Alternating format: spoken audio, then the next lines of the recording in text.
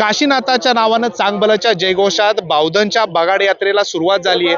यावर्षी बगाडाचा मान आहे तो विकास नवले या व्यक्तीला मिळाला आणि आता काही वेळापूर्वीच या बगाडाला टांगण्यात आलेला आहे।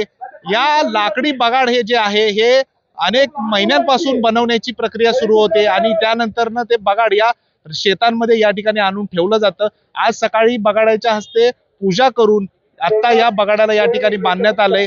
गुलालात नाहून निघतात इथे भाविक, जे लाखो भाविक जे येत असतात ते या ठिकाणी गुलालात नाहून निघत असतात। मोठ्या वर्षीने दरवर्षी रंगपंचमीच्या दिवशी ही यात्रा भरत असते आणि या ठिकाणी तुम्ही पाहू शकता राज्यभरातून मोठ्या संख्येने लोक या ठिकाणी आलेले आहेत।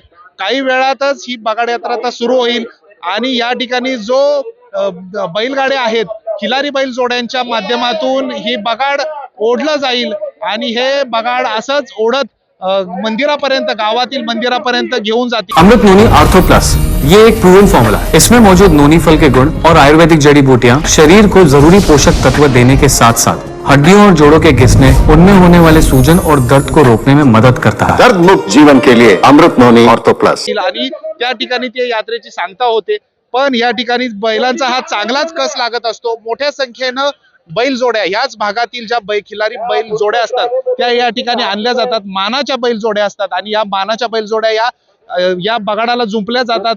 या जे रान असतात, रस्ता असतो, याच्यातून ओढत हे बगाड पुढे नेलं जातं आणि संध्याकाळपर्यंत हे बगाड ज्यावेळी मंदिराच्या ठिकाणी पोहोचतं त्यानंतर ही या यात्रेची सांगता होते।